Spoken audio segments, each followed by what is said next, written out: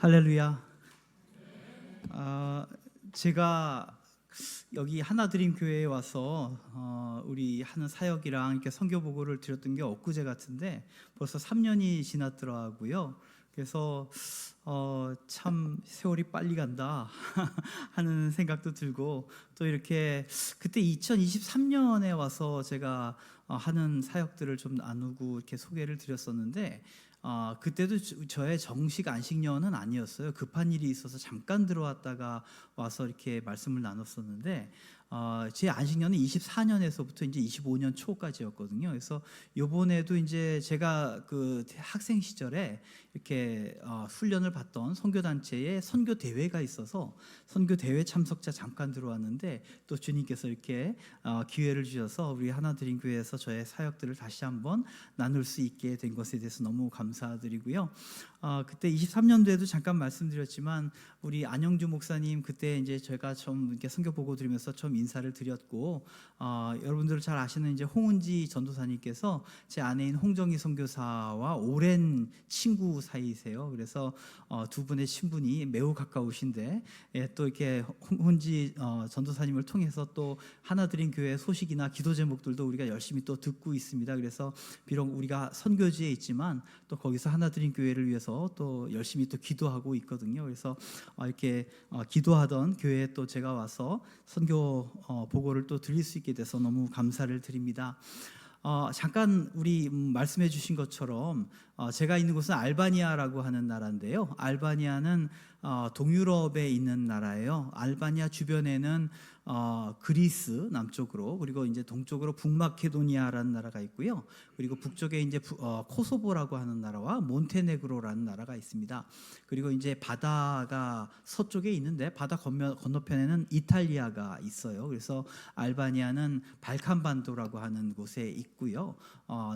유럽의 남동부에 해당되는 그런 지역에 있는 나라가 되겠습니다. 알바니아는 어떤 민족이 있느냐 이렇게 종종 물어보시는데, 알바니아인들이 삽니다. 이 알바니아인들은 이 유럽 지역의 터를 잡고 산지 굉장히 오래됐어요. 그래서 로마서 15장 19절에 바울이 내가 이 일로 인하여 복음을 예루살렘으로부터 일루리곤에 이르기까지 편만하게 전했다, 이런 얘기를 하는데, 예루살렘이라는 이름을 모르시는 분은 없으실 것 같고, 일루리곤이라는 지명이 나오는데 이제 헬라어로 신약 성경이 쓰였잖아요. 그래서 일루리곤이 헬라어로 일리리쿰이라고 합니다. 그 일리리쿰은 일리리 사람들의 땅이라는 뜻이거든요. 그래서 옛날 고대 일리리 사람들이 이 알바니아 사람들의 조상이고요. 그 일리리 사람들이 쓰던 언어가 오늘날 알바니아 사람들이 쓰는 언어의 조상어가 되겠습니다. 그 얘기는 무슨 얘기냐면은 이 알바니아 사람들이 지금 살고 있는 지역보다 더 넓은 북쪽에 폭넓게 살고 있었거든요. 그래서 최소한 알바니아 사람들이 유럽에 터잡고 산 지가 2000년이 됐다는 얘기잖아요. 그죠? 바울이 일일이 사람들한테 복음을 전했다고 이야기가 나오니까요. 그래서 이 고고학자들이 이렇게 조사를 해보니까 BC 2000년까지 거슬러 올라갑니다. 그러니까 굉장히 오랫동안 유럽에 터잡고 살던 그런 사람들이에요. 그래서 그리스 사람들이나 이탈리아 사람 못지않게 유럽에 오랫동안 터잡고 살던 사람들이고, 나중에 온 저 독일 게르만 민족이라든가 나중에 그보다 더 늦게 들어온 슬라브 민족, 러시아 사람들부터 이제 그 슬라브 민족보다 훨씬 더 오랫동안 이 지역 유럽에 살던 사람들이 이 알바니아, 이 고대 유럽 인에 해당되는 사람이라고 보시면 될 것 같습니다. 그 얘기는 이제 로마 시대 때부터 복음을 들었던 이 알바니아 사람들이 다 크리스찬이 됐어요. 그래서 초대교회가 왕성했던 그런 지역입니다. 로마 제국 하에서. 그런데 오늘날의 알바니아인들은 가장 많은 인구의 절반 이상이 무슬림입니다. 그래서 이 크리스찬이던 알바니아 사람들이 무슬림화된 것은 오늘날의 튀르키예죠. 오스만 제국의 식민지로 15세기부터 거의 500년 가까이 470, 80년 정도 됩니다. 그 정도 식민 지배를 받으면서, 오스만이 이 무슬림 이슬람 국가였잖아요. 그래서 이 오스만의 지배를 받는 기간 동안 대부분의 사람들이 이제 이슬람으로 개종하는 그런 역사를 거치면서 오늘날에는 알바니아 기준으로는 한 60% 정도가 무슬림이고요. 그리고 알바니아와 이웃하고 있는 코소보는 알바니아랑 맞붙어 있고 같은 민족이에요. 같은 언어를 쓰고 같은 문화권이거든요. 이 코소보 사람들은 거의 한 95% 정도가 이슬람 신자들입니다. 그래서 알바니아 민족으로 치면 최대 종교가 바로 이 무슬림이고 계속 유럽에 터잡고 살던 사람들이라고 했잖아요. 그래서 유럽에 원래 살던 민족들 중 가운데 대표적인 이슬람 민족이 바로 이 알바니아인이 되겠습니다. 그리고 알바니아만큼은 아니지만 또 이제 유명한 무슬림 민족이 이제 보스니아인들이죠. 그래서 그 지역에 제가 지금 가서 저는 이제 2004년에 처음 선교지로 가서 이제 22년 차가 됐어요. 뭐 어느새 20년이 갔나 싶은데 참 세월이 빠르게 가더라고요.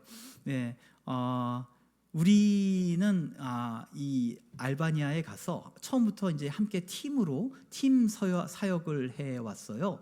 그래서 이제 우리보다 먼저 알바니아에 가셔서 사역을 하시던 선배 선교사님들과 우리가 이제 합류를 해서 그때는 이제 샬롬 팀이라고 하는 이름으로 함께 사역을 했습니다. 그래서 우리가 샬롬 팀으로서 함께 키운 리더들을 2010년부터 이양하기 시작했거든요. 그래서 그 사람들에게 모든 것들 재정까지 다 이양을 하고 그 사람들이 이제 자체적으로 이제 교회 사역들을 하게 됐죠. 그래서 그 이후에 우리는 2015년부터 수도 티라나의 약간 외곽에 있는 지역에서 가나안 교회라고 하는 교회를 다시 개척 사역을 하기 시작했었습니다.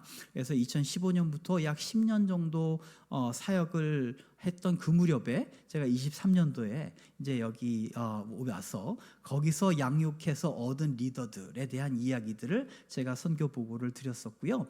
그때 얻었던 그 리더들을 이전에 샬롬 팀 때 얻었던 리더들은 이양시키고 독립시키고 새롭게 개척을 한 반면 이 가나안 교회에서 얻은 이 리더들은 얘네들을 데리고 지금 우리가 아까 말씀드린 대로 이 알바니아는 남북으로 좀 긴 나라인데 북쪽에 아주 더 많은 무슬림들이 살고요. 반면에 선교사나 교회 숫자는 굉장히 적거든요. 그래서 우리 선교팀은 그쪽 무슬림 지역을 개척하기로 방향을 잡아서 그쪽 무슬림 사역을 개척해 나가는 데 있어서 이 가나안 교회에서 얻은 리더들을 그쪽에 또 헌신시켜서 함께 동역하는 일에 동원하고자 그렇게 좀 동역을 시도하고 있습니다. 그런 상황에 제가 이제 와서 그때 하나님께서 허락해 주시면 정말 알바니아에 정말 주님께 기쁜 마음으로 헌신하는 그런 새벽 이슬 같은 청년들을 일으켜 세우게 해달라고 제가 그런 비전을 나누면서 시편 110편 3절의 말씀이죠. 그 말씀을 나누면서 제가 이 새벽 이슬 같은 청년들이라는 그런 제목으로 말씀을 나눴었던 것 같은데요.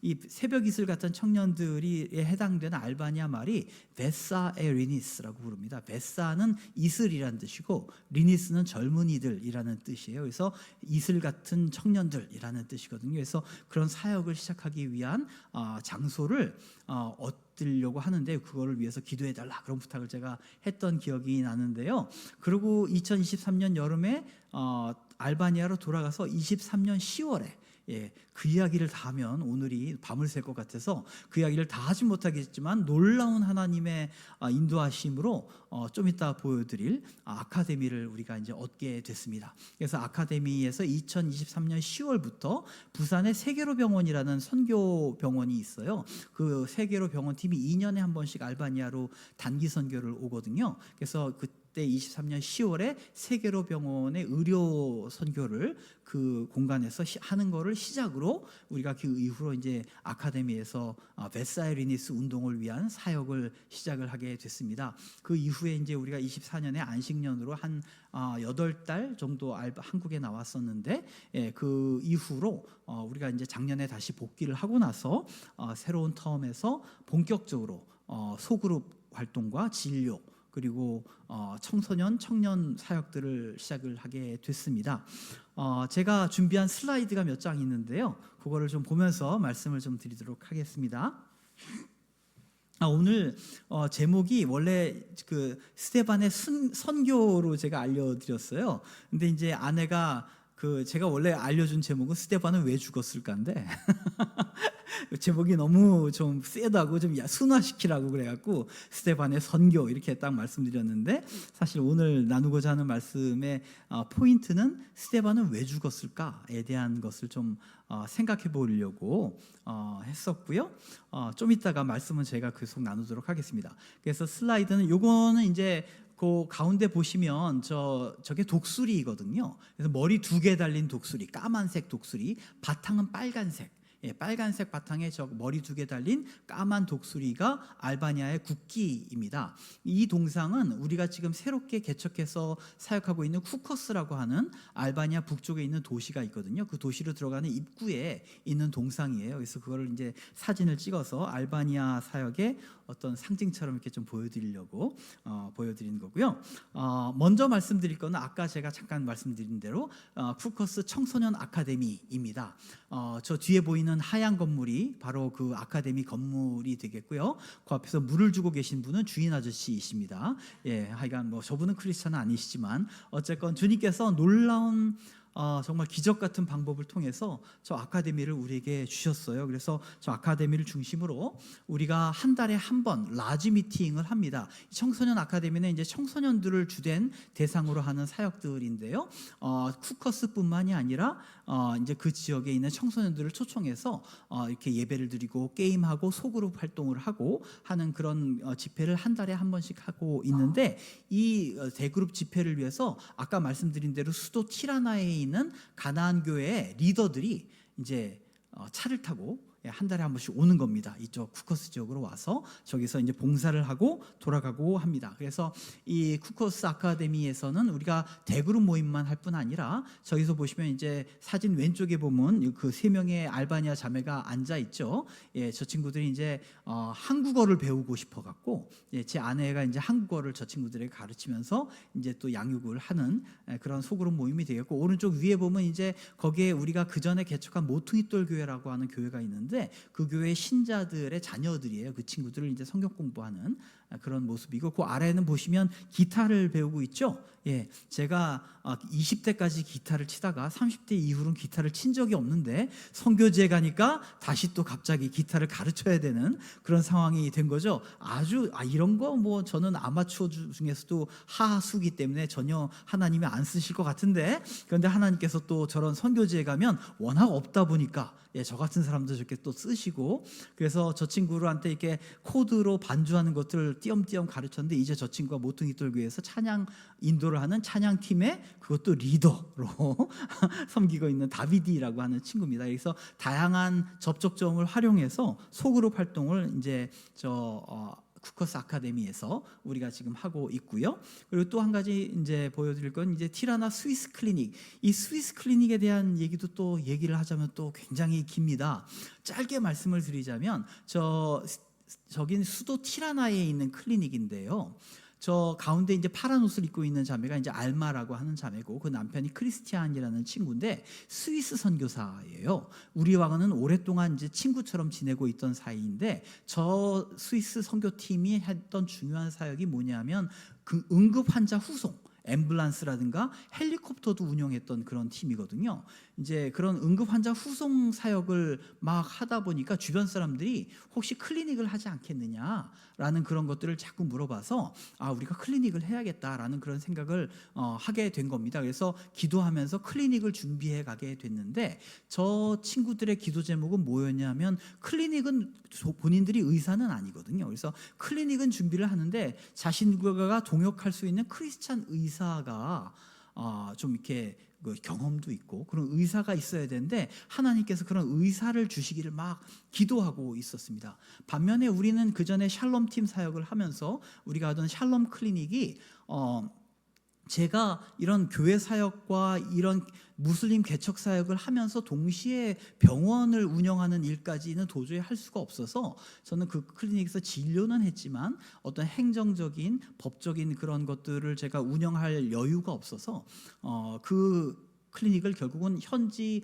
알바니아 교회 법인에 도네이션을 해서 그 교회가 사용하도록 이렇게 기증을 하게 됐습니다. 그래서 그 결과 샬롬 클리닉은 사라지게 됐어요. 근데 반면에 저는 이제 알바니아에서 의사로서 계속 일을 해야 되기 때문에 우리들의 기도 제목은 뭐였냐면, 내가 알바니아에서 의사로서 계속 일을 해야 어떤 그 현지인들에게, 특히 무슬림들에게 신뢰를 줄 수 있고 접촉점을 삼을 수 있기 때문에, 내가 반면에 완전히 너무 또 클리닉에서 월급 받아가면서 정식 의사를 일하면 거기 완전히 메이니까, 내가 선교사로서의 어떤 나의 특성을 이해해 줄 수 있는 그런 크리스찬 클리닉을 만나게 해달라고 우리는 기도를 하고 있었습니다. 재밌죠, 그죠? 각자 따로 그렇게 기도를 하고 있었는데, 나중에 또 우리가 이제 아는 친구다 보니까, 또 이제 박미경 선교사님이라고 우리가 동역하는 선교사님이 그쪽 사람들이 클리닉을 지금 오픈하려고 한대. 그래갖고 이제 만나게 됐는데, 만나서 기도 제목을 쉐어해 보니까 서로가 필요로 하는 사람이라는 것을 알게 된 거죠. 그래갖고 우리가 이제 저 클리닉에서 사역 함께 동역을 하게 됐습니다. 그게 이제 24년 하반기 10월 달부터, 아니군요, 25년 하반기 10월 달부터 저 스위스 클리닉에서 사역을 우리가 하게 됐습니다. 그래서 매주 월요일과 화요일은 티라나 스위스 클리닉에서 우리가 진료를 하고, 아까 보여드린 아카데미에서는 매주 수요일과 목요일은 수요일과 금요일은 소그룹을 하고, 토요일 날 라지 미팅을 하는, 그리고 지금 보여드린 대로 그 아카데미에서 진료는 매주 목요일 날 합니다. 그래서 토요일 날 라지 미팅을 마치고 우리가 티라나로 오면 주말에 이제 주일 예배를 드리는, 그래서 들으시면 아시겠지만 저는 월화수목금토일 쉬는 날 없이 계속 그렇게 사역을 하는 그런 시스템이 되었습니다. 네, 참 감사하죠, 그죠? 그렇게 지금 사역을 이제 작년부터는 우리가 이제 해오고 있고요. 아까 잠깐 말씀드린 대로 티라나 가나안 교회 사역을 우리가 이제 계속 우리 선교사님들과 함께 동역하고 있습니다. 그래서 그 오른쪽 위에 사진 보면은 우리 가나안 교회 리더들입니다. 그래서 저 친구들은 아주 우리들한테 어렸을 때부터 이렇게 양육을 받고 자라난 아이들이고요. 그래서 뭐 저 중에서 한 4명 정도, 4명 맞나? 하나, 둘, 셋, 넷, 5명이네요. 5명 정도는 신학교를 마쳤거나 지금 다니고 있는 친구들이고, 그런 상황입니다. 그래서 저 친구들이 지금 제가 이렇게 잠깐 집회를 참가하느라고 나와 있는 상황에서도 맘 놓고 있을 수 있는 이유는, 이제 저 친구들에게 많은 부분을 지금 이양하고 있기 때문에 그렇게 자체적으로 사역을 하고 있고, 저 친구들이 또 한 달에 한 번 북쪽에 있는 티라나까지 2시간 차를 타고 와서 그 사역을 하고 또 돌아가는, 또 직업들이 다 있어요. 그래서 굉장히 피곤하고 힘든데도 불구하고 가자, 누가 갈래? 그러면은 적극적으로 가겠다고 그렇게 합니다. 그래서 너는 너무 피곤하지 않아? 그러면 아니래요. 자기들도 이렇게 무슬림 개척하는 데 와서 이렇게 사역을 하고 가면 그게 그렇게 자기들에게는 너무 생명수 같다고, 그렇게 문자적으로 살아나는 그런 기분이 든다고, 그래서 꼭 오고 싶다고 그렇게 이야기를 합니다. 너무 감사한 그런 친구들이고요. 그래서 저 친구들과 함께 그렇게 또 가나안 교회에서 쿠커스까지 그렇게 사역을 왔다 갔다 하면서 우리들은 계속하고 있습니다. 그리고 고스틸 지역 개척이라고 나와 있죠. 이 고스틸이라고 하는 지역은 그 북쪽 쿠커스라고 하는 도시에 붙어 있는 그런 지역이에요. 그래서 중간에 큰 고속도로가 지나가는데, 그래서 쿠커스 사람들은 그 고스틸을 이제 고스틸 마을이라고 부르는데, 행정구역상으로는 또 쿠커스에 속해요. 그래서 고스틸 사람들은 우리는 쿠커스 사람들이야, 도시 사람들이야, 뭐 막 그러고 막 하는 그런 재미있는 관계입니다. 어쨌건 좀 쿠커스 센터에서는 좀 떨어진 지역인데, 저 지역에 어린이 모임을 했는데 어린이들이 열심히 모이곤 했습니다. 근데 그 코스틸 사역에서 사역을 하던 분이 계속 사역을 할 수 없는 상황이어서 그 사역을 이어할 사람을 찾고 있었는데, 그것을 위해서 기도해달라고 우리한테도 부탁하고 그랬거든요. 그래서 우리가 막 기도하고 그랬었는데 끝까지 그 사역을 이어갈 사람이 없어서 결국은 저 고스틸 지역 사역을 폐쇄하게 되는 그런 상황에 이르게 됐다는 얘기를 우리가 이제 작년 말에 듣게 됐습니다. 그러고 나서 이제 우리가 또 이제 유럽에 유학 와 있는 그 한국인 학생들을 모아서 하는 수련회가 있는데 그 수련회에 저희가 해마다 참여하거든요. 그래서 거기 가서 이제 그 사람들하고 같이 기도하는 가운데 하나님께서 저 고스틸 지역에 대한 영적인 부담을 굉장히 많이 주셨어요. 그래갖고 제가 그 부담을 아내하고 이렇게 나눠서 얘기를 했더니 홍정희 선교사가 그러면 해야 된다. 그렇게 얘기를 해가지고서 우리는 사실 이제 이 베사에 리니스라고 하는 일종의 선교 단체입니다. 그러니까 어떤 특정 지역을 대상으로 한다기보단 굉장히 넓은 지역의 청소년과 청년들에게 복음을 전하고 그들을 제자로 세우기 위한 사역을 하는 게 우리의 비전인데, 근데 이 고스틸 지역은 예외적으로 우리가 저 지역에서 개척 사역을 하기로 결심을 하게 됐습니다. 그래서 저 공간이 바로 그 고스틸 사역을 하는 그 공간이 되겠고요. 그래서 저 지역에서 보시다시피 어린 아이들이 많이 옵니다. 청소년들까지 그렇게 오게 되는데, 그래서 저렇게 만들기 사역이라든가 이제 오른쪽 위에 보면 인형 갖고 아내가 막 뭐라고 얘기하고 있죠. 이제 설교의 저런 여러 가지 방법들을 사용해서 또 하고, 또 한 달에 한 번 가나안 교회에서 리더들이 올 때는 또 저 앞에서 가나안 리더들과 함께 저렇게 사역을 하곤 합니다.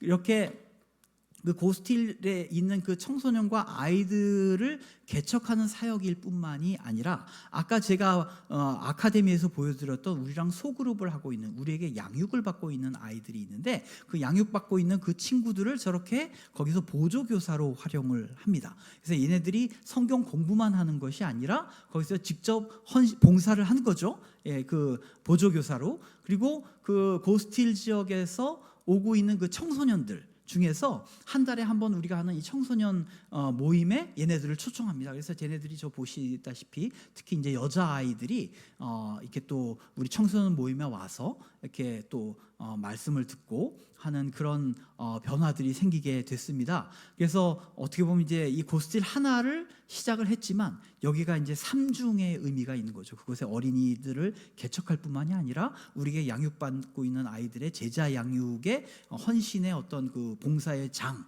실습을 하는 장으로도 쓰일 뿐만이 아니라 또 그 중에서도 청소년들을 또 양육하는, 저 아이들이 다 무슬림들이에요. 그래서 저 아이들을 또 이렇게 복음을 전하는 그런 장이 되고 있습니다. 그래서 너무 감사하게 지금 저 사역들을 해가고 있고요. 그리고 저 사진에서 왼쪽에 보이는 저 율리라고 하는 친구입니다. 저 율리는 가나안 교회에서 양육받은 리더들 중에 한 명이에요. 그래서 율리가 가나안 교회에 처음 올 때 나이가 11살이었어요. 그래서 우리에게 10년 이상 쭉 양육을 받으면서 회심하고 예수 그리스도를 영접하게 됐고요. 그리고 이제 좀 더 깊이 있게 성경을 공부하고 싶어서 신학교에 갔습니다. 저 아이는 무슬림 집안이에요. 집안이 다 무슬림인데 부모님의 핍박 속에서도 몰래 성경을 읽고 밤에 이불 뒤집어 쓰고 불 켜놓고 성경 읽고 그러다가 들켜서 혼나고 막 그러면서도 전혀 꺾이지 않고 그렇게 교회에 열심히 나오고 그러던 친구인데 저 친구가 정말 성령 체험도 하고 말씀 속에서 큰 은혜를 받으면서 자기가 풀타임 사역자가 되겠다고 그렇게 헌신을 하게 됐습니다. 그래서 지금은 우리는 이제 아직은 신학교를 다니고 있는 상황이기 때문에 저 친구를 우리 베사에리니스 단체의 파트타임 간사로 이렇게 이제 우리와 동역을 하고 있고요. 그래서 오른쪽 위에 보면 이제 그 베사에리니스 그 아카데미에 와서 저 친구가 이제 설교도 하고, 오른쪽 아래 보면 이제 율리뿐만이 아니라 우리 가나안 교회에 매 한 달에 한 번씩 올라오고 있는 우리 리더들이 함께 저렇게 찍은 사진인데요. 하나님께서 은혜를 주셔서 정말 풀타임 사역자로, 헌신된 사역자로 그렇게 리더들을 일으켜 세워가고 있는 그런 변화들을 봅니다. 그리고 저와 같은 변화들이 티라나에 있는 가나안 교회에서뿐만이 아니라 우리가 지금 개척하고 있는 쿠커스 같은 지역은 그 주변에 거의 99% 무슬림이라고 보시면 됩니다. 교회 모퉁이돌 교회라고 하는 교회가 세워져 있지만 그 주변은 다 이제 무슬림이고 핍박이 심하고 그런 상황 속에서 우리가 이제 개척을 해가고 있는 그런 상황이거든요.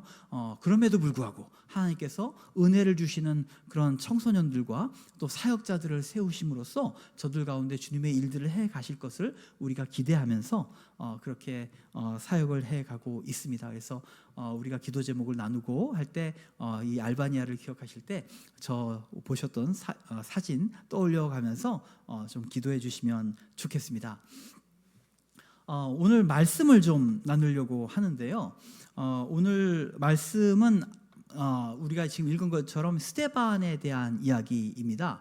이 스데반은 아시다시피 이 예루살렘 교회에서 이 헌금을 분배할 때 문제가 생기죠. 이게 이 히브리 말을 하는 과부들과 히브리 말을 못하는 헬라어만 하는 과부들 사이에 이 헌금을 이렇게 나누는데 너무 히브리 쪽 과부에게 가는 그런 문제가 생겨서 이 문제 때문에 이제 사도들이 7명의 집사를 세우게 됩니다. 그 7명의 집사들이 우리는 이제 집사 뭐 이렇게 우리나라 한국교회 집사 생각을 하지만 사실은 굉장히 헌신된 그런 사역자였습니다. 예, 그래서 뛰어난 그 리더들이기도 했는데 그 7명의 집사들 중에 첫 번째가 저기 보시면 누구였죠? 믿음과 성령이 충만한 사람 스데반과 또 빌립과 이렇게 나가죠. 그죠?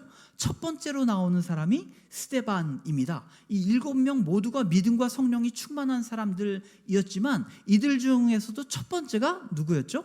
스데반이었습니다. 그러니까 이 7 집사들 중에서도 굉장히 특별한 사람이었다라는 것을 우리가 짐작해서 생각할 수 있었는데요. 오늘 우리가 읽은 말씀은 스데반이 순교하는 장면이잖아요. 근데 오늘 설교의 제목처럼 우리가 한번 생각해 보고자 하는 것은 이 질문입니다. 스데반은 왜 죽었나요? 의사에게 이런 걸 물어보면 돌 맞아 죽었다. 뭐 좀 더 어려운 말로는 외상에 의한 출혈로 죽었다. 뭐 이렇게 이야기를 하겠죠. 그죠? 근데 지금 우리는 사망 원인, 의사로서의 의학적인 사망 원인을 물어보는 게 아니죠. 스데반은 왜 죽었습니까? 유대인들이 미워해서? 그것도 맞죠. 그죠? 유대인들의 미움을 사서 그래서 결국 돌에 맞아 죽게 된 거죠. 그런데 우리는 그것보다 좀 더 깊이 들어가 보기를 원합니다. 죽임을 당했다라는 관점이 아니라 스데반이 적극적으로 그 죽음으로 나아갔다라고 하는 관점에서 보려고 하는 겁니다. 스데반은 죽임을 당한 게 아니라 스스로 마치 예수님께서 십자가를 스스로 지신 것처럼 스데반은 스스로 이 순교라고 하는 이 죽음으로 나아갔다라고 하는 관점에서 이 본문을 좀 보기를 원합니다. 우리가 오늘 읽은 사도행전 7장 51절 이전에는 어떤 내용이 나오나요? 스데반이 이 유대인들 앞에서 막 사람들이 고소를 하니까 그거에 대해서 자신을 변호하는 의미에서 얘기를 하는데요. 스데반이 하는 이야기의 대부분은 뭐냐면 구약 성경의 이야기입니다. 그죠? 구약 성경의 이야기를 마치 설교하듯 쭉 이야기를 합니다. 스데반이. 그리고 스데반이 하는 이야기는 너무나 상식적인 이야기들이고요. 모든 유대인들이 반대할 수 없는 그런 이야기들입니다. 그 유대인과 그 히브리 서기관들과 그런 사람들은 다 그 얘기에 동의하지 않을 수 없어요. 그래서 오늘 말씀 보시면 그것을 스데반이 뭐라고 요약하냐 하면 목이 곧고 마음과 귀에 할례를 받지 못한 사람들아 너희도 너희 조상과 같이 항상 성령을 거스른도다. 너희 조상들이 선지자들 중에 누구를 박해하지 아니하였느냐? 라고 이야기합니다. 스데반이 이야기한 구약 내용의 요약이 저거죠. 너희들은 모든 선지자들을 핍박했던 그 조상들의 후예들이다. 그리고 너희들이 선지자들을 핍박해왔던 것처럼 오늘날도 그렇게 너희들이 의인을 핍박하고 있다, 박해하고 있다 라고 하는 게 스데반이 하는 이야기입니다. 의인이 오시리라 예고한 자들을 그들이 죽였고 곧 이 유대인들의 조상들이 죽였고 이제 너희는 그 의인이신 예수 그리스도를 잡아준 자여 살인한 자가 되나니 너희는 천사가 전한 율법을 받고도 지키지 아니하였도다 하니 이게 스데반이 했던 구약 설교의 포인트입니다. 너희들은 죄인이고 죄인의 후예들이다. 지금도 너희들은 모세가 받았던 그 율법을 지키지 않고 너희들 조상과 같이 의인을 핍박하고 죽이고 있다라고 스데반이 외치고 있습니다. 그 말에 대해서 유대인들의 반응이 어떻습니까? 그들이 이 말을 듣고 마음에 찔려 그를 향하여 이를 갈거늘, 그죠? 막 자신들의 그 죄를, 폐부를 찌르니까 이를 갑니다. 근데 지금 돌을 들고 있나요? 안 들죠. 막 미움은 가득하고 죽일 듯한 증오에 불타고는 있지만 이는 갈고 있지만 아직 안 죽이고 있습니다. 그죠? 왜냐? 스데반이 했던 이야기가 구약에서부터 쭉 흘러나오는 너무나도 정당하고도 자연스러운 결론이기 때문입니다. 만일 이 상태에서 스데반을 돌로 때려서 죽이게 되면 무슨 문제가 생겨요? 선지자를 핍박했던 그 자기 조상들이 했던 것과 똑같은 짓을 하게 되는 것이기 때문에 여기까지는 증오만 가득하지 아직 스데반에게 돌을 던지지 않고 있는 겁니다. 근데 직접적으로 돌을 던지는 장면은 그 다음에 나오게 되죠. 그 다음 말씀이 이렇게 됩니다. 스데반이 성령 충만하여 하늘을 우러러 주목하여 하나님의 영광과 및 예수께서 하나님 우편에 서신 것을 보고 말하되 보라 하늘이 열리고 인자가 하나님 우편에 서신 것을 보노라 한대. 지금 스데반이 뭘 보고 있습니까? 환상 가운데, 그죠? 하늘이 열리고 하나님의 영광을 보죠. 그죠? 하나님의 영광과 및 예수께서 하나님 우편에 서신 것을 보고 자기가 본 그것에 대해서 증언하고 있죠. 그죠? 증언을 했더니 어떻게 됩니까? 그들이 큰 소리를 지르며 귀를 막고 일제히 그에게 달려들어 성 밖으로 내치고 돌로 칠세. 언제 돌로 치기 시작합니까? 하늘이 열리고 하나님의 영광과 그리고 하나님의 그 보좌 우편에 예수 그리스도께서 서신 것을 보노라 라고 이야기하니까 비로소 돌을 갖고 치기 시작하죠. 왜 그랬을까요? 이 하나님과 하나님의 영광스러운 보좌와 그 보좌 우편에 서신 이라는 이 말씀에 대한 예언이 있기 때문입니다. 그 예언은 무엇이냐? 바로 시편 110편. 제가 데사이리니스 110편 3절 제가 인용해서 얘기했잖아요. 그 똑같은 110편 1절에 여호와께서 내 주에게 말씀하시기를 내가 내 원수들로 내 발판이 되게 하기까지 너는 내 오른쪽에 앉아 있으라 하셨도다. 또 5절에서 주의 오른쪽에 계신 주, 여호와 하나님의 오른쪽에 계신 그 주 다윗의 시예요. 다윗이 여호와 하나님 우편에 계신 분을 유대인들은 메시아라고 믿었는데 그 메시아를 누구라고 부릅니까? 주. 다윗이 주라고 부르고 있죠. 주의 오른쪽에 계신 주께서 그의 진노하시는 날에 왕들을 쳐서 깨트리실 것이다. 이 시편 110편은 장차 올 메시아에 대한 예언이었는데요. 장차 오실 메시아가 어디에 계실 거라고요? 여호와 하나님의 우편에 계실 거라고 예언되어 있어요. 곧 스데반의 이 환상, 그것에 대한 증거는 뭐를 얘기하는 거예요? 예수가 메시아다. 다윗이 장차 오리라 예고한 그 메시아가 누구다? 예수 그리스도다 라고 이야기했기 때문에 스데반은 그 증거 때문에 비로소 돌에 맞게 되는 겁니다. 그 전까지 스데반이 했던 모든 구약에 대한 설교는 매우 정당해요. 미워는 할 수 있을지언정, 마음이 찔려서 괴롭기는 할지언정 그거 갖고 스데반을 죽이지 않았는데 그가 환상을 보고 예수 그리스도에 대해서 증거하니까 돌에 맞아 죽는 겁니다. 하나님 너무하시지 않습니까?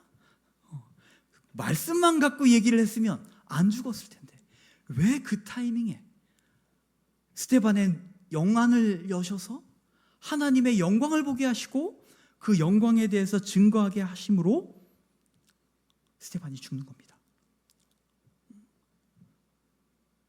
하나님이 너무하신 겁니까? 스데반은 자신의 죽음을 너무 억울해했을까요? 아니면 기쁘게 그 죽음을 맞았을까요? 제가 지금 22년 차거든요. 선교사 22년 차. 저희 어머니는 많이 편찮으셔서 지금 요양병원에 입원해 계신데 입원하시기 전부터 이제 그만하라고 10년 됐을 때부터 이제 그만하라고 이제 선교지에서 그만하면 됐다고 오라고 계속 얘기를 하고 이제는 우리 누나도 엄마를 케어하는데 힘들었는지 요번 턴까지만 해라 그렇게 얘기를 하시고 그리고 저를 후원하시던 많은 분들이 20년 넘게 저를 후원하고 계시잖아요. 그래서 물어보시기를 언제까지 선교지에 계실 거냐고 이렇게 물어보시곤 합니다. 저도 가끔 저 스스로 질문이 생기기도 합니다. 나는 언제까지 선교지에 있을까? 그런 생각들을 하곤 합니다. 그리고 제가 이번 기도 편지에서 이야기를 했지만 저희 어머니께서 24년 작년 3월 달에 고관절 이게 골절이 생기셔서 수술을 하시고 그 이후로는 이제 다시 혼자서 생활을 하실 수 없는 상황이 되셔서 요양병원에 지금 입원해 계신데 다시 이제 집으로 돌아오시기는 어려우신 그런 상황이 됐고요. 그 어머니를 케어하던 누나의 매형이 최근에 검진을 받았는데 뇌종양과 폐암 진단을 받았어요. 그래서 누나가 남편과 어머니 케어를 동시에 해야 되는 그런 상황이어서 마음의 부담이 굉장히 컸습니다. 예. 그런 이야기들을 선교지에서 이렇게 들으면서 나는 왜 이 선교지를 20년이 넘게 있고 후원자들조차도 언제까지 선교지에 계실 거냐고 이렇게 물어보는데 나는 도대체 왜 여기서 버티고 있을까에 대한 생각들을 하곤 합니다. 고스틸에 가면요, 아까 보여드리는 이번 올해부터 개척하기 시작한 그 고스틸 처음에 청소할 때 우리 단기팀이 왔어요. 그래서 단기팀이랑 같이 막 거기 청소하고 막 그러는데 이 친구들이 너무 좋고 흥분이 돼갖고 고스틸 그 동네 모인 그 알바니아 애들하고 같이 막 놀고 막 이렇게 뛰어다니고 막 그랬는데 얘네들 나름대로 자신은 무슬림이고 우리는 무슬림 마을이라는 그런 텃세가 있는 거예요. 그래서 얘네들이 막 가까이 오니까 얘네들한테 침 뱉고 돌 던지고 우리가 몰고 갔던 그 봉고차, 승합차, 저는 인간의 몸에서 그렇게 침이 많이 나올 수 있는지 처음 알았습니다. 정말 와, 손잡이부터 창문부터 해갖고 침으로 뒤덮먹이 되어 있더라고요. 예. 근데 그렇게 처음에 갈 때만 그런 게 아니라 그 후에도 우리가 갈 때마다 종종 침 뱉고 돌 던지고 유리창 깨트리고 막 그런 일들이 계속 반복됩니다. 제 아내는 고스틸 가는 날 아침에는 가슴이 두근두근거리는데 오늘은 또 무슨 일이 벌어질까? 하여간 그런 일들의 연속입니다. 그런데 우리는 왜 그렇게 침뱉음을 당하고 돌을 맞는 그곳에 갈까요? 우리도 스데반과 동일한 것을 봅니다. 하나님의 영광을 봅니다.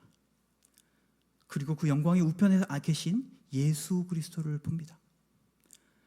이번에 제가 그 예수제자 운동이라고 하는 그 대학생 선교단체에 선교 집회에 갔다 왔다고 했잖아요. 제가 우리 한국의 젊은 세대가 미전도 족속이다, 예수 교회 다니는 사람이 5%에 불과하다, 그런 얘기 많이 들으면서 걱정도 많고 기도도 많이 하고 했는데 이번에 그 단체가 큰 단체가 아님에도 불구하고 한 1,000명 정도 모였어요. 기도를 하는데 성령이 뜨겁게 임하시고 그 친구들이 막 헌신하고 그런 거를 봤습니다. 그러면서 아직 끝나지 않았다. 하나님이 은혜 주고 계시고 아직도 젊은 그 세대 가운데 하나님께서 일을 하고 계시다라는 것을 제가 확인할 수 있었고요. 굉장히 큰 마음의 소망을 얻는 그런 시간이었습니다. 그 집회 속에서 대학생들과 함께 찬양하면서 저도 너무나도 놀라운 그리고 뜨거운 성령의 역사들을 체험을 했습니다. 그들 가운데서 저도 하나님의 영광이 그 집회 가운데 임하시고 그 젊은이들의 인생 가운데 과거의 나의 인생에 그렇게 임하셨던 것처럼 과거에 내가 주님께 새벽 이슬 같은 청년으로 주님께 헌신했던 것처럼 이 친구들 가운데서도 그렇게 새벽 이슬 같은 청년들을 세우실 것이라는 그런 강력한 소망과 확신들을 갖게 됐습니다. 우리가 그런 찬양하잖아요. 내 눈 주의 영광을 보네. 찬송 가운데 서신 주님, 주님의 영광 온 하늘 덮고 그 찬송 온 땅 가득해. 찬송에서 그칩니까? 아닙니다. 저는 감히 고백하건대 저는 주님의 영광을 봅니다. 그리고 그 영광 가운데 보좌 우편에 계신 예수 그리스도를 바라봅니다. 그것을 알지 못하는 그 아이들, 고스틸의 아이들에게 내가 보는 그 영광과 그 영광 가운데 계신 예수 그리스도를 증거하기 위해서 가는 겁니다. 우리를 얽어매는 수많은 것들이 있습니다. 한국에서, 알바니아에서, 곳곳에서, 나의 자녀들 가운데, 나의 가족 가운데. 그러나 아직까지도 제가 고백하는 것은 그 모든 나를 얽어매는 그 모든 것보다 압도적인 하나님의 영광을 봅니다. 그리고 그 영광에 대해서 증거하지 않을 수 없습니다. 그렇기 때문에 저는 다시 선교지로 가야 하고, 고스틸에도 가야 하고, 침 뱉거나 돌 던지는 것은 아무것도 아니고, 그 아이들이 알지 못하는 그 예수 그리스도에 대해서 증거해야 된다고 저는 강한 확신과 영적인 부담감 속에서 그곳에 서 있는 것을 느낍니다. 오늘 말씀에 보면 사람들이 옷을 어떤 청년의 발에다가 벗어 놓습니다. 그죠? 그 청년의 이름이 뭐죠? 사울입니다. 네. 증인들이 옷을 벗어 사울이라 하는 청년의 발 앞에 두니라 라고 이야기합니다. 여러분, 사울이 누굽니까? 잘 아시죠? 7장에서 스데반이 순교를 당합니다. 8장에 무슨 일이 벌어집니까? 8장 1절에 이렇게 나옵니다. 사울은 그가 죽임당함을 마땅히 여기더라. 사울이 교회를 박해하다 그날에 예루살렘에 있는 교회에 큰 박해가 있어 사도 외에는 다 유다와 사마리아 모든 땅으로 흩어지니라. 경건한 사람들이 스데반을 장사하고 위하여 크게 울더라. 사울이 교회를 잔멸할세 각 집에 들어가 남녀를 끌어다가 옥에 넘기니라 라고 이야기가 나옵니다. 이 8장 1절에서 3절까지는 아직도 이 사울이 자기가 하고 있는 일에 대한 확신을 가지고 있습니다. 하지만 8장에 이 난리를 치던 사울이 9장으로 가서 어떻게 됩니까? 예수 그리스도를 만납니다. 회심하게 되죠. 그리고 사울이 사도가 되고 선교사가 돼서 복음을 증거하게 되지 않습니까? 이 사울이 스데반이 죽는 그 장면을 보았어요. 그죠? 그리고 스데반이 죽는 그 장면에 대해서 사울이 무엇을 느꼈는지 우리는 정확히 알지 못합니다. 어쨌건 이 스데반의 죽음에 사울이라고 하는 이름을 이 사도행전을 쓴 저자가 넣은 것은 굉장히 의도적인 것으로 보입니다. 곧 사울의 기억 속에 스데반의 죽음이 선명하게 박혀 있었을 가능성이 매우 높습니다. 그리고 나서 디모데전서 1장 13절에서 15절에서 바울이 이렇게 얘기합니다. 내가 전에는 비방자요 박해자요 폭행자였으나 도리어 긍휼을 입은 것은 내가 믿지 아니할 때에 알지 못하고 행하였음이라. 우리 주의 은혜가 그리스도 예수 안에 있는 믿음과 사랑과 함께 넘치도록 풍성하였도다. 미쁘다 모든 사람이 받을 만한 이 말이요 그리스도 예수께서 죄인을 구원하시려고 세상에 임하셨다 하였도다. 죄인 중에 내가 그랬으니라. 바울이 자기 자신을 비방자요 박해자요 폭행자였다. 내가 죄인 중에 괴수다라고 이야기할 때 스데반의 죽음을 당연시 여기던 자기 자신의 기억을 저는 분명히 떠올렸을 거라고 생각합니다. 자기 자신을 폭행자라고 생각할 수밖에 없었던, 비록 내가 알지 못하고 행했지만 나는 죄인 중에서도 괴수와 같은 괴물 같은 인간이었다라고 이야기할 때 스데반을 돌로 쳐 죽이던 그 사람들의 무리 가운데 함께 있었던 자신을 저는 떠올리고 있었다고 생각합니다. 바울이 정말 순교의 자리에까지 나아가면서 그렇게 선교사로서 복음을 전하는 삶을 살 수밖에 없었던 그런 복음의 빚진 자로서의 삶을 살았을 때 그가 복음의 빚을 내가 졌다라고 이야기할 수 있는 그 구체적인 사람이 누굴까요? 바울은 예수님을 다메섹 상에서 보긴 하였지만 육체 가운데 임하셨던 주님을 봤던 게 아니잖아요. 그죠? 저는 스데반을 떠올렸을 거라고 생각합니다. 나의 괴수 같은, 괴물 같았던 나의 모습에 나의 돌에 맞아 죽었던 스데반. 그 스데반에게 빚을 졌다고 생각하지 않았을까요? 어쩌면 내가 핍박해서 죽였던 수많은 그리스도인들의 대표자가 어쩌면 이 순결한 스데반이었을 것 같습니다. 스데반은 바울에게 있어 굉장한 영적 부담이었습니다. 빚이었습니다. 그리고 바울은 그 가운데서 평생을 주의 복음을 증거하는 사람으로 살아갑니다. 8장 1절에서 3절까지는 사울에 대한 이야기가 나오지만 사도행전 8장 4절에서 8절까지에는 다른 이야기가 나오는데요. 그 흩어진 사람들이 두루 다니며 복음의 말씀을 전할새 빌립이 사마리아 성에 내려가 그리스도를 백성에게 전파하니 무리가 빌립의 말도 듣고 행하는 표적도 보고 한 마음으로 그가 하는 말을 따르더라. 많은 사람에게 붙었던 더러운 귀신들이 크게 소리를 지르며 나아가고 또 많은 중풍병자와 못 걷는 사람이 나으니 그 성에 큰 기쁨이 있더라. 그 성이 어디예요? 사마리아. 우리 잘 알죠? 사도행전 1장 8절 말씀, 오직 성령이 너희에게 임하시면 너희가 권능을 받고 예루살렘과 온 유다와 사마리아와 땅끝까지 이르러 내 증인이리라. 지금 사마리아에 복음을 전하는 사람이 누구예요? 스데반 다음으로 나왔던 그 빌립이 스데반의 핍박 때문에 사마리아에 가서 복음을 전하는 겁니다. 예수 그리스도의 그 예언이 빌립을 통해서 성취되어지는데 그 계기가 된 사건이 뭐예요? 스데반의 죽음입니다. 뿐만 아닙니다.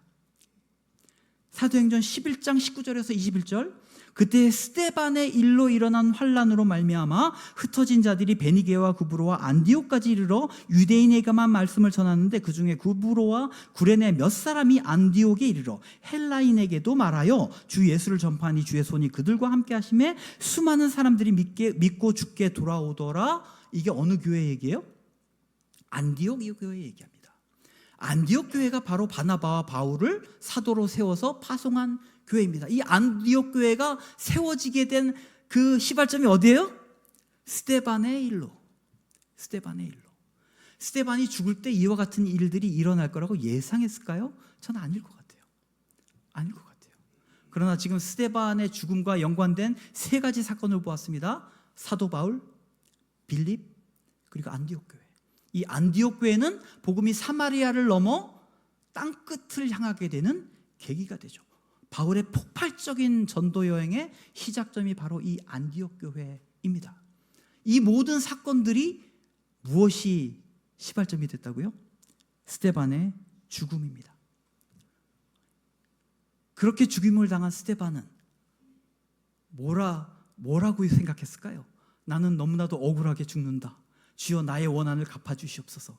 이랬을까요? 스데반이 마지막 한 말은 이겁니다.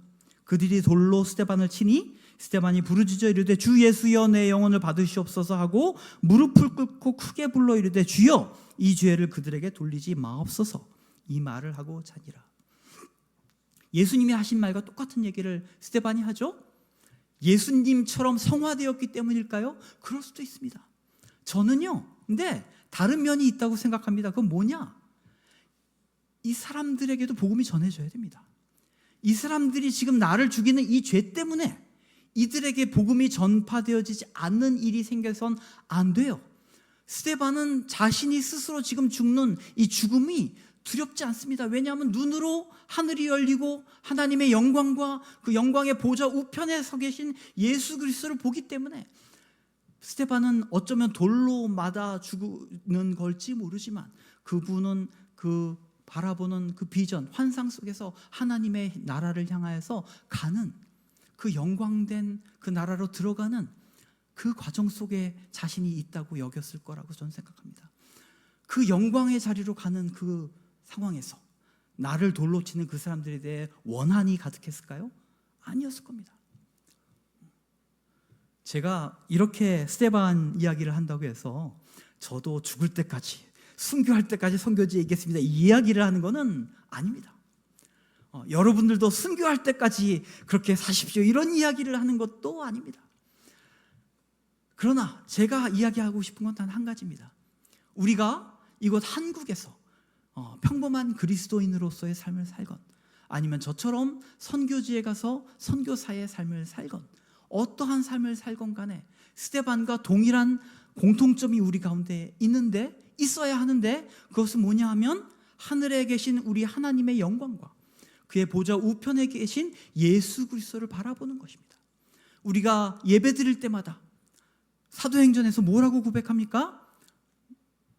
하늘 오르사 보좌 우편에 앉아 계시다가 그 사도행전의 고백이 어디에서 왔어요? 시편 110편 1절과 5절에서 왔습니다. 오늘 우리가 공부했잖아요. 다윗이 봤던 그 비전이 성취된 거를 스데반이 고백하느라고 죽은 거예요. 그리고 우리는 사도행전을 속에서 그 동일한 믿음을 여전히 고백하는 겁니다. 스데반의 믿음은 우리의 믿음이고요. 그가 바라보았던 하나님의 영광과 그 보좌 우편에 계신 예수 그리스도도 우리가 바라보는 동일한 우리의 주님이십니다. 우리가 그 영광과 그 보좌를 바라볼 때에 이 세상을 바라보는 우리의 관점과 우리의 선택은 너무나도 달라질 수밖에 없습니다. 세상 사람들은 저 선교사는 선교지에서 20년 넘게 살고 있대. 그 훌륭한 게 아니에요.